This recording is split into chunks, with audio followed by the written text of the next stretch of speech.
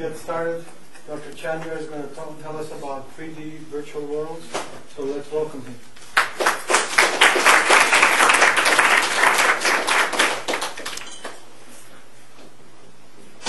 Thanks. So I apologize about the delay. I'm just loading it up right now.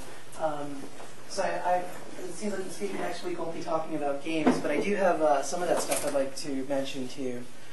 A little bit of background on me while this is loading up. I went to school at MIT, so I was at the Media Lab, which is a pretty interesting place working with immersive technologies, wearable computing, all sorts of really neat things. Worked in the industry for a while, bigger companies, smaller companies. I was at Sun when we started the Java work, and that was pretty cool. So I did some work on Java servlets, if you're familiar with that. And I've been in IBM research for the last 6 years. Most of my work has been in the area of services research, which is a new area. It's pretty exciting. How can we use the research we've typically been doing for hardware and software and apply that to people and to make IBM services more effective. So that's led me to some of my work in the virtual worlds. And let me just jump into the talk right here because I know we're running a little late. So just a question to kind of break the ice here. Anyone interested in seeing a costume for, I guess there's a new superhero movie coming out, Green Lantern with Ryan Reynolds? Anyone want to see what it looks like? So you probably expect me to press a button and have it magically show up, but that's it. There is no costume. This is one of the first movies where they're actually going to do the entire thing CGI. And it's neat. We're starting to see more and more of that. So what I'd like to do is show you some of the trends in 3D virtual worlds and why you're going to be seeing the stuff in your everyday life. And a little bit of history, sticking with entertainment and movies, is you can see that 3D virtual worlds are already starting to take over in the realm of movies and in video games.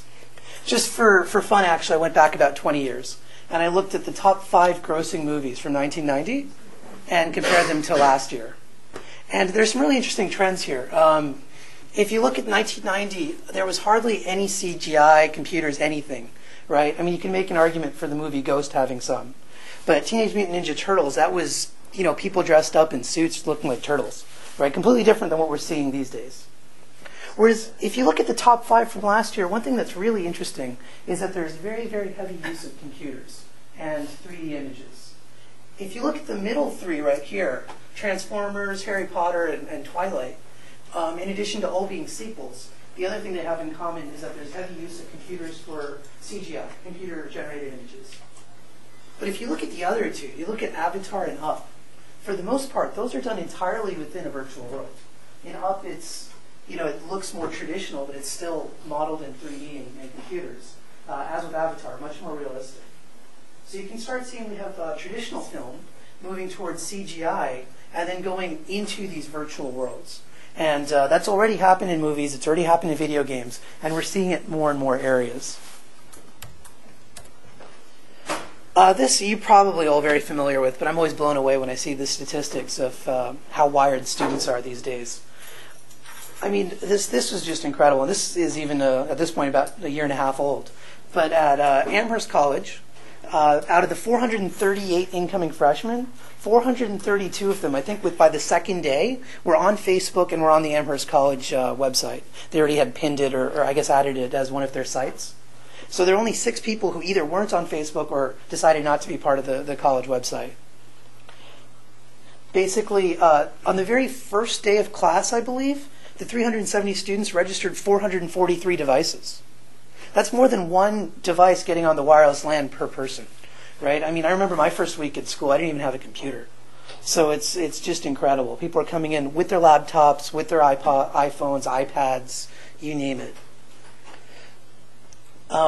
Just the number of smartphones, I'm sure, just out of show of hands, how many people here have a smartphone, like a BlackBerry, an iPod, an iPhone? Okay, good. That's a good size, at least half the group, maybe more. It's just amazing what you can do with these things. In fact, I was hoping to run the whole presentation from my phone. I can do that if I can get them both on the same LAN. But unfortunately, I didn't set up an account here. Another thing is digital video streaming I find incredible. I wanted to learn how to program for my iPhone. So apparently there's a podcast series from Stanford, and they have iTunes University. You have this MIT has open courseware. You've got, I don't know, do they have an equivalent program here for filming these? I guess we're taping this. Yeah. Would this be redistributed later for people to see? It will be on YouTube this afternoon. That's wonderful. I think that's amazing. That even education, you're getting all these, you can virtualize it, you can review it, you can analyze it, you can share it. It's just, the level of technology is really, really incredible. It just allows you to virtualize things you'd have to do physically otherwise. And basically, this is the main point of my my talk here. And if you get nothing else out of it, with virtual worlds, the two reasons why people are demanding them and they're pulling them. They want to see it in movies. They want to see virtual worlds in video games. They want to see it inside the classroom education experience. It's because there are things about us as humans that we really like. We're very visual. We like seeing things. We like playing with them. We like interacting with things. So being able to have this visualization is very, very powerful. I can give an example where one of the things we've done at IBM is we're using the same technology that we use to make microprocessors and nanotechnology to make filters for water. It turns out in many countries like Saudi Arabia, it's hard for them to find clean water. And when they do process it and everything, it still has high levels of chemicals like arsenic, which are very dangerous. So we've actually managed to use nanotechnology to now create filters that will block all these chemicals, bacteria. We can almost get to the scale of viruses, I believe now too, which is just incredible. But it was really hard to explain it to people. It was very hard to explain to people what this filter would look like or how it would work. So my team and some others we worked with created a 3D model. So you could actually see the water flowing through and how certain chemicals would be blocked and how it would stain the filter or not. So there's a lot you can do visually that you can't just do by explaining. And ideally, I would have taken you into the world and shown it to you again, to that point of it being more visual and easy to explain. But again, without the internet connection, I can't do that right now. But the other big one is social interaction, which is really interesting. So this is just a quick slide I put up from we basically had a meeting, I think 2 weeks ago, where we invited Grady Booch. He's an IBM fellow. If any of you are familiar with programming technologies, he's one of the co-inventors of UML and one of the principles behind Rational, which we acquired. But just a great guy. And we just had a conversation where he was explaining where we were going. And we basically had people from across, this was the West Coast, so everyone in California, Oregon, and Washington got together. And we had I think 75 people spread out, just sitting in these various chairs and interacting with one another and listening to the talk. So it was pretty cool. It felt like you're here in a room, but with people throughout the various states in the West Coast. So that's why people are demanding this, is because it's interactive, it's social, it's fun. And then the question is, why are people supplying it? And my director, actually, I was explaining to him I was going to give this talk, and he said, that's why people are moving to the virtual world, is because it's easier to move bits than it is to move atoms. And I thought that was pretty powerful. Today, I know we're kind of coming out of a bit of a recession, and one of the big things is how can you make these meetings and collaboration more effective? One of the things we've been doing internally at IBM, and we're seeing this at other companies as well, is moving towards basically solutions like telepresence, where it looks like you're all in the same room. This is pretty cool. It's Cisco's basically, I think, trademarked the name, but other companies are doing this as well, where they basically have a round table.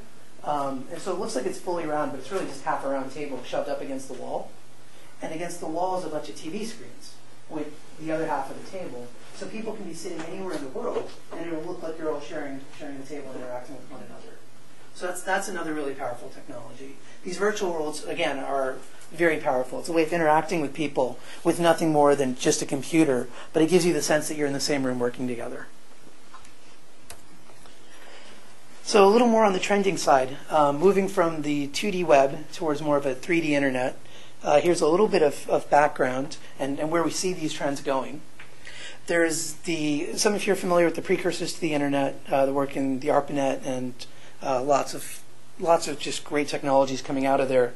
That now what we're calling Web 1.0, where largely it was a few people with lots of information publishing it out to the masses. So this is what we're, again, retroactively calling Web 1.0 with the internet, with, you had these separate kingdoms like AOL and Prodigy and CompuServe, but largely it was people starting to read what other people had created. Then came Web 2.0, where people are interacting with another. So this is everything from putting reviews on Amazon to giving reviews for people on eBay.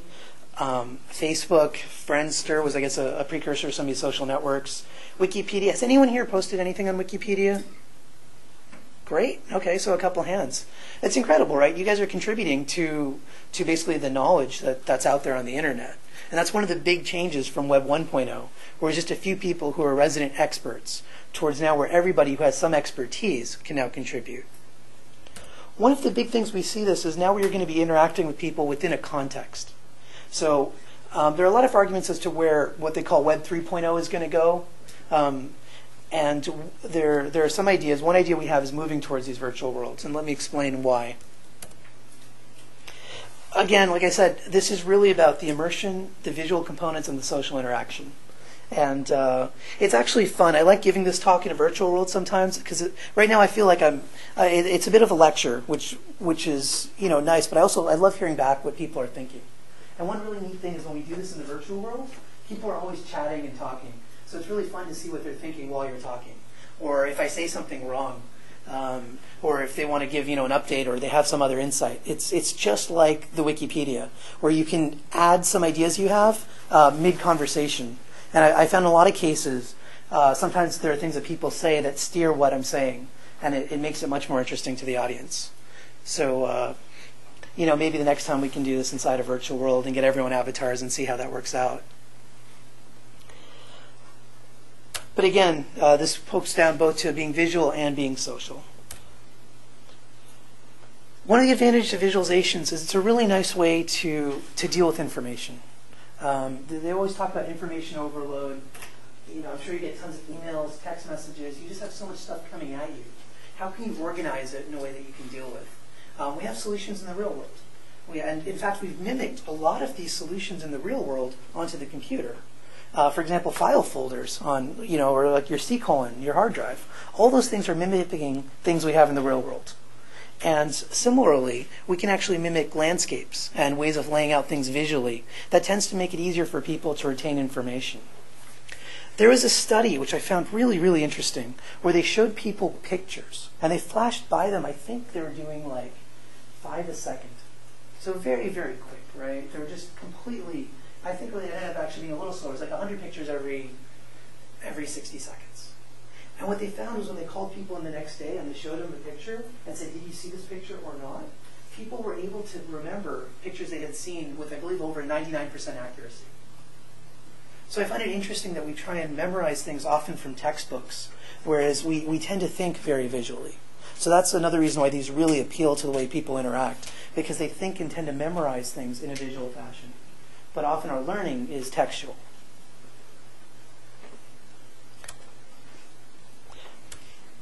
So now I'm going to jump into some examples. I gave some of the trends, why we think this is going to be important. A lot of the initial importance, as you could see, was in entertainment. Film, media, video games. And a lot of the new stuff is going to be outside of that. It's going to be more business-centric. And I'll give you some examples of things we and other companies have been doing. Commerce, this is great.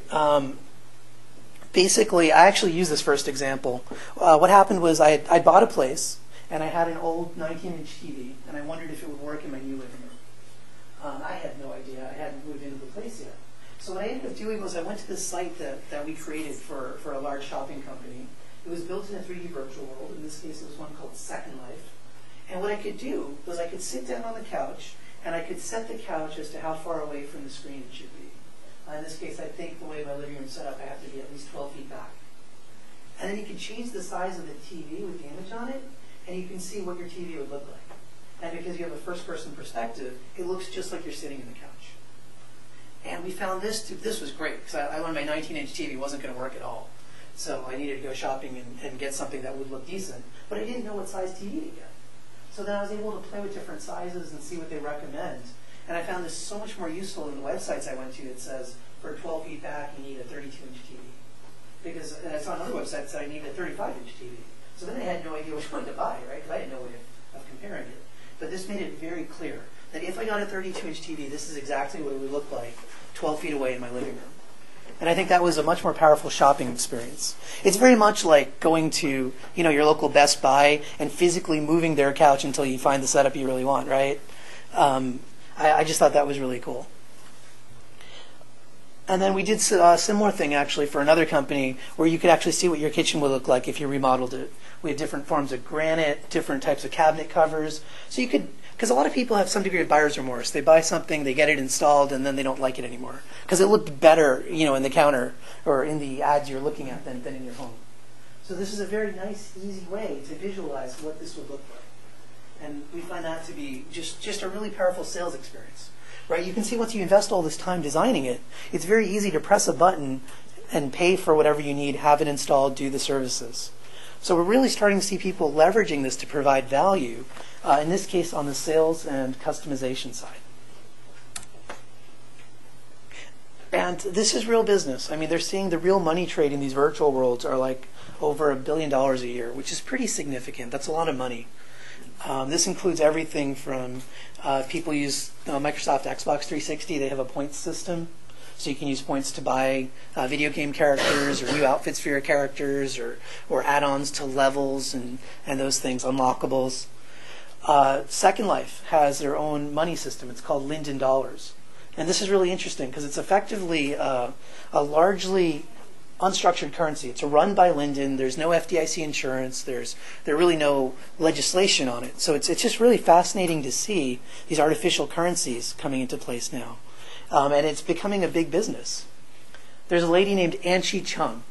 She's in Second Life, and she effectively flips properties in Second Life. So you know how in the real world, to flip a property, you buy a place that's somewhat run down, you invest some money, you make it really nice, and then then you sell it for profit. That's what she would do. She would find places in the virtual world that weren't popular, people weren't going to, they weren't considered good areas. She'd rebuild it, she'd design a new building, she'd make it fun, she'd invite her friends over, she'd have parties, it'd become the hot spot, the place to be, and then she'd sell it for a profit. Yeah? Actual currency like they can use? She did it. Or like virtual money?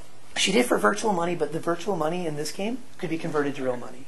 And in fact, she made enough virtual money that she made over $1 million US dollars if she were to convert it all back. And I think she converted quite a bit back and made quite some money. I think she lives in Germany, so then it would probably be converted back to euros. But she was considered the first millionaire in Second Life. And it's just amazing, right? I mean, she didn't actually build anything, if you think about it, physically. It's just all these virtual world constructs that mimicked what we do in the real world.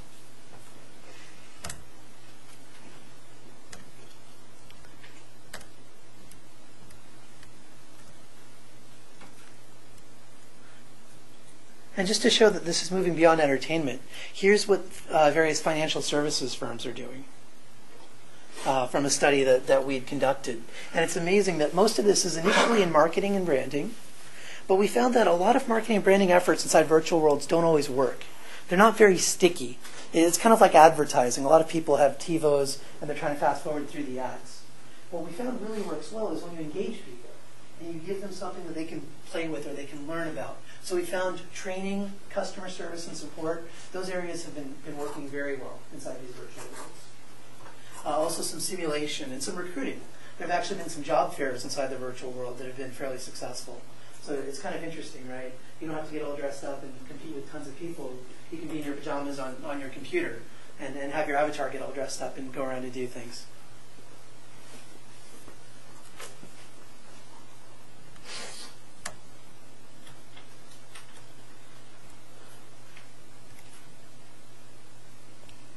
So let me see how we're doing on time. I do want to leave time for questions. Let me jump into collaboration and events.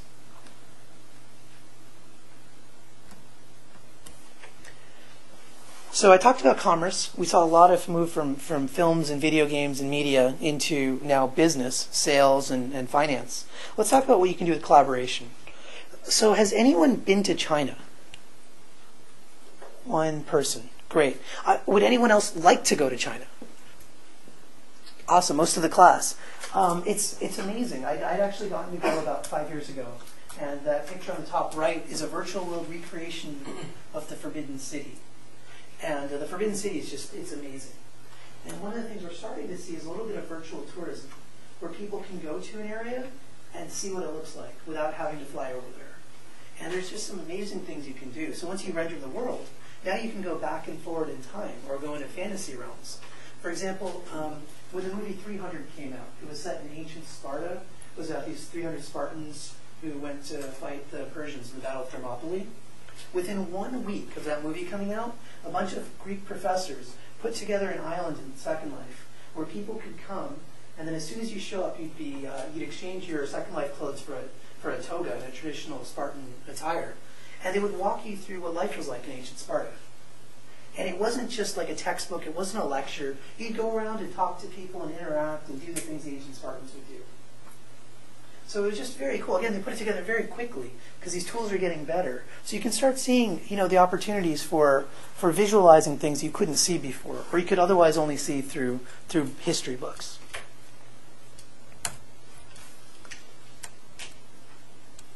The second one's kind of neat. I think they'd actually, before they built the Yankee Stadium, they actually prototyped it and had people walk through it and make sure that it would accommodate everyone's needs. So it's a cool way of doing some simulation before you actually go forward with it. One thing we do a lot of, at IBM being such a global company, is we do a lot of meetings. In fact, I had a couple before I even came over here with people in China, people in the US, individuals on the East Coast, Israel, you name it, we're working with them. And we found it actually works. It's a very different experience doing something like this in a virtual world than doing it on a teleconference. So normally we're on the phone for these things. And we found people tend to be much more participative in the 3D virtual world. And there are pros and cons to both. But we're trying to figure out where you use one technology and where you'd use another. One of the really interesting things I want to point out here is the fact, for us, IBM has, this number is now closer to, I believe, almost 400,000 people, which is pretty sizable. And they're located everywhere. I mean, I think we do business in almost every country in the world. And most of our business now is increasingly about services. IBM doesn't even sell PCs anymore. So most of our business is working with people and figuring out what their problems are and how to solve them. And the interesting challenge there is it's hard for us to hire 400,000 people who are very good at dealing with people and technology at the same time. So we need better tools for training. We need to get these people up and running very, very quickly.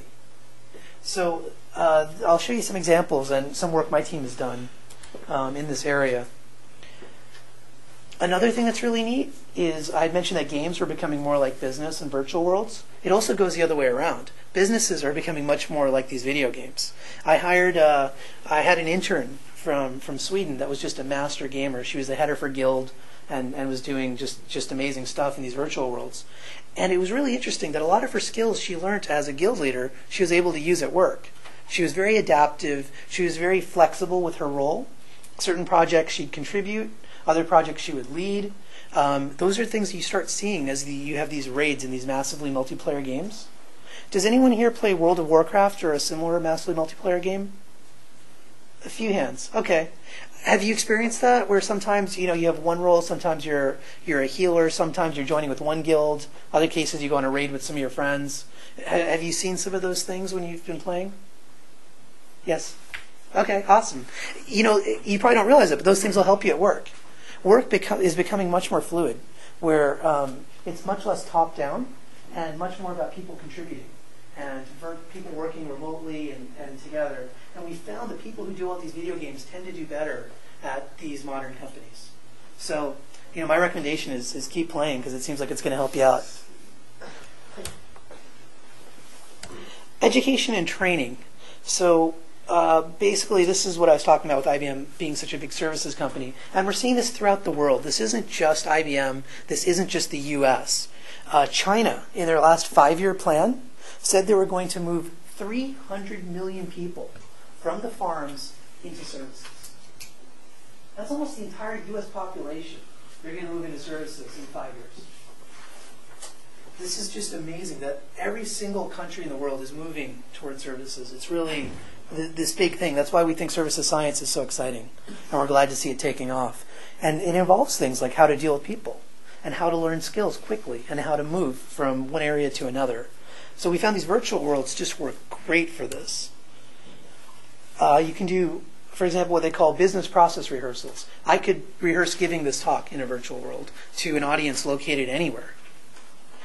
We did that talk I mentioned with Grady Booch, a really great technical person at IBM. He did this from the beach in Hawaii, where he was presenting to the West Coast Lab Cluster. And for all we knew, he was in a business suit giving this talk. We had no idea that he was probably sipping Mai Tais on the beach, but it was just incredible. In fact, one way we used this was for, this is something I'm particularly proud of. We had gotten a Brandon Hall Excellence in Learning Gold Award for a project my team had put together with some of our colleagues in the sales team, where we were teaching our salespeople how to be better salespeople.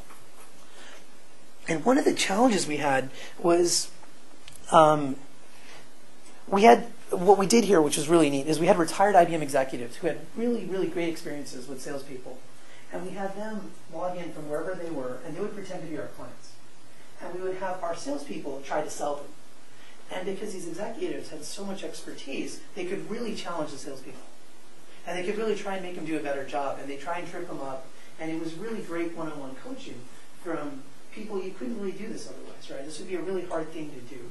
You can do it on a telephone, but sales is so much about the rapport and interacting with one another that we found that we got a lot of that through these virtual worlds. So this was kind of neat. We got an award for it.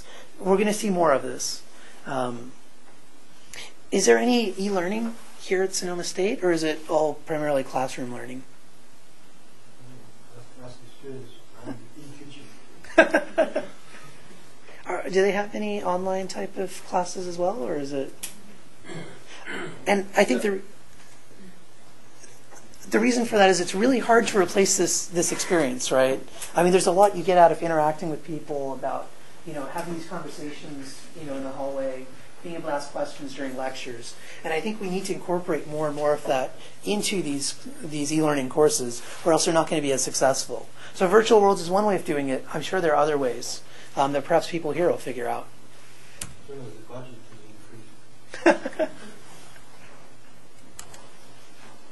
There are all sorts of things that people are doing with simulations and stuff. But let me leave you with this. This is a quote from our CEO.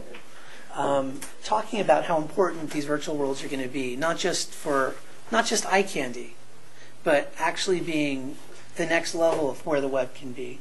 And this isn't just coming from some gamer or the head of a gaming company. This is the CEO of IBM.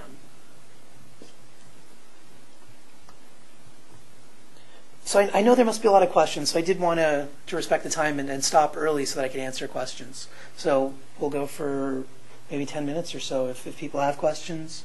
And if not, I'd be happy to show you some other stuff.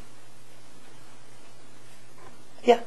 Do you know much about the development of online schools as a complete package, so people no longer actually attend, they just go straight to class?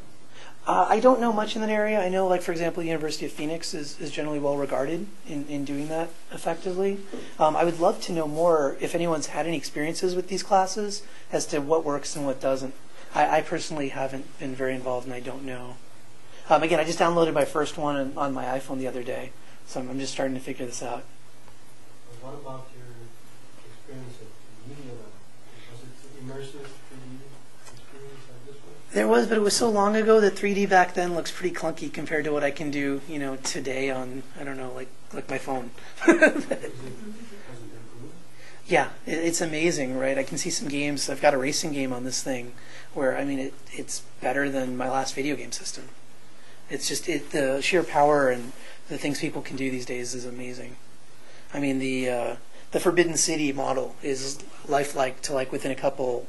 I think it's within a foot or something of the real Forbidden City. It's really incredible. Yeah. What was that you said about Chinese government moving people? Oh, so they're trying to encourage 300 million farmers to become services professionals. So everything from bank tellers to IT specialists to even people probably giving haircuts would be considered service. But outside of the farming industry and outside of agriculture. Because as they get better technology, they're finding they need less and less people to create all the food they need. There's some funny stories of farmers in China that are gold farmers at night. So they'll spend all day baling hay, and then they'll log on to World of Warcraft, and somebody will pay them to do all sorts of activities to level up their characters. So it's kind of a funny dichotomy where they're farming in the day and gold farming at night. Question in the back? So I'm just wondering, in the sort of like the virtual, like say classroom, the virtual meetings type thing, what do you have for like the idea of incorporating the ability for expressions and like stuff in conversation, like using your hands or facial expressions, something like, is it moving in that direction, or is that some sort of form of that right now in place, or? That's an excellent question. One of the challenges we have in 3D virtual worlds is how do you explain how you feel? Right? If I meet with you in person, I get a pretty good sense as to who's paying attention, who's engaged, who's active, whether I'm boring you guys. So that's really powerful, and you lose that in a lot of these 3D virtual worlds, because in order for my character to really do anything, I have to tell him to do it. So I have to tell him to frown or whatever. It's a little strange. So in fact, what we found is that maybe 3D virtual worlds aren't good for things like that. So for our sales training, in fact, most of our salespeople are very good at interacting with people.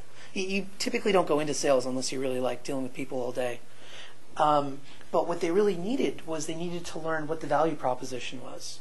So in fact, by working in the virtual world, it was actually more effective because we took out the things they were good at and we just focused on their messaging, how they interacted with the client, what their interpersonal skills were from that perspective. My feeling is for that sort of thing, perhaps video chats work better. I haven't actually used this, but I've heard stories of chat roulette. Has anyone here used that site? I'm just curious. It's a funny idea, but they do something similar actually at IBM with something called Scopia. Less random people, I suppose. But you all have a webcam and you can see everyone's picture. And maybe something like that would be more effective. So we're trying to figure out where the virtual worlds play, and I think in that case, webcams may be a better approach. Yes?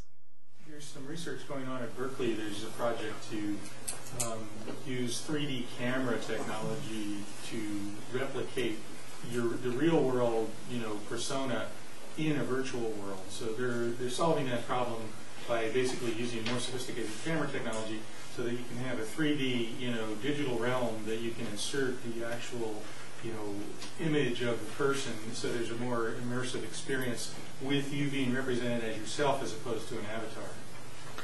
I think that's a wonderful idea. I've actually seen that at least two different ways. One where they take the 3D scan or picture or several pictures of you and construct a 3D model. We had that for one or two executives at IBM, and they weren't too happy about how portly their characters looked. So we then went in and did some digital Photoshop, if you will, of their avatars. But there's also a project coming out from Microsoft for the new Xbox called Natal. And similarly with the old PlayStation, the iToy, where they could take basically a camera of you and have you either interact with the system or put you into these games. And I think we're going to see much more of that. I think one of the big challenges with 3D virtual worlds is they're a little hard for people to navigate. So if you could use something more intuitive, like a camera system or like a Wii controller, you can now navigate a 3D virtual world in a much more kind of natural way of doing it. Because otherwise you've got to use like two different joysticks and all sorts of key combinations and things. We found some people have challenged when they get into it. But often once you've been doing it for a while, they kind of get the hang of it. We saw similar things even when the web came out, right? Having to browse and click and type different URLs. So we're hoping it's just that, and the technology will keep getting better. And I think that's going to be amazing. I can't wait to see more of that. Yes? Yeah, I'm curious, at IBM, which has this 400,000 employees, I imagine there's a real range of ages of your employees. Do you find that there's a difference in the willingness to embrace these different technologies amongst those groups? I do, and it's not necessarily the way you would think. When I go into there are two IBM employees that are in their 70s that are there all the time. I bumped into senior executives. I met Irving Vladowski-Berger just walking down one of these streets. So most people traditionally feel that the older workers would have trouble getting in or navigating it. I found that isn't always the case. I found a lot of older workers that just love it and use it all the time. Some of the challenges geography specific. In emerging geographies, India and China in particular, sometimes we've had trouble with people having broadband connections that were stable, or some cases where perhaps we didn't have the same level of computing and graphics cards over there. So we had those issues. And I think some people, what I've seen a lot of times is if somebody's open to it, they're typically going to figure it out.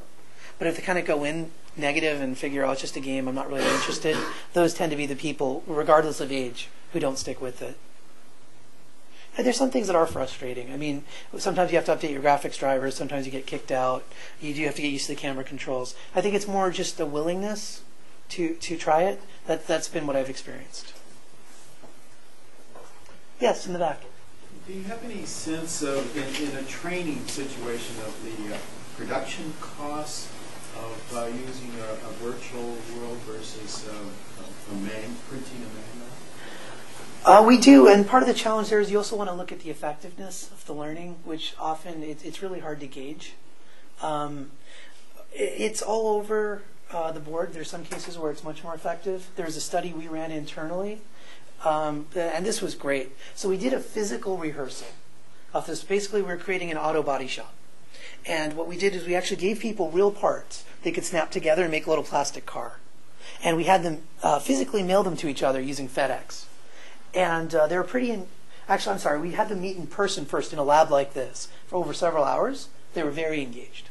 Then we said, look, we can't afford to keep moving everyone into one room. Let's do it virtually. So we did it with mailing parts to one another. And we found that the time lag between mailing things and trying to put the parts together and having other things, it was very hard for them to learn to be effective. So we tried doing it again in the virtual world. This time we took a virtual car and tore it apart and gave it to people. And we found that once again they got very engaged. I think part of it is the time. If you could condense the learning, it's more effective. But there was another thing that we found that was really fascinating to me, was that we started doing it because it was cheaper. It saved money as opposed to flying everyone together. But in some cases, it actually had a better learning experience than people in person. And here is the reason why. When you're learning, you want to explore. You want to try out new things. If you're physically in a room like right now, you might be afraid to ask a question because you think it's a dumb question. Or you think that people are going to look at you, or you might be nervous. We found that in the virtual worlds, people are much more open because there's a degree of disconnect between their avatar and themselves. So from a learning perspective, that was one thing we didn't expect, that we found that some people were much more open and much more willing to learn. And that was really powerful. But at the same point, they still associated with their avatar. They still felt like the avatar was related to them. So they internalized things when their avatar got feedback. So we're still figuring out the right balance. But I had thought that these virtual worlds would just be a cheaper way of doing what you'd want to do, when in fact they're actually in some cases better than a physical rehearsal. So again, the specific numbers, I think those studies will still be coming out. And I don't think we figured out exactly what they're really good for and what they aren't. But I do think there's some areas where they're actually even better than doing things physically. And then the numbers will show that. Yeah. Are people using things other than just Second Life? Because it seems like a lot of it's reliant just on that one platform. I've heard of World of Warcraft being used, but are there other ones? There are increasingly more and more. At our last count, there are over 100 different virtual worlds. And it's pretty incredible if you include some of the gaming platforms like World of Warcraft. A lot of the research is in World of Warcraft and Second Life because that's where a lot of the people are. But we're seeing all sorts of things from Club Penguin, which is a Disney thing for kids. It's just super popular. Part of it's also a lot of these figuring out the business model. I know Second Life is very popular because it's free. And it's easy to get on and get moving. You don't need special tools to do editing. You can do everything in World. So I think the two big challenges are getting a place where everybody wants to go and you can have an effective business model, and then being able to easily create content and move it from one world to another.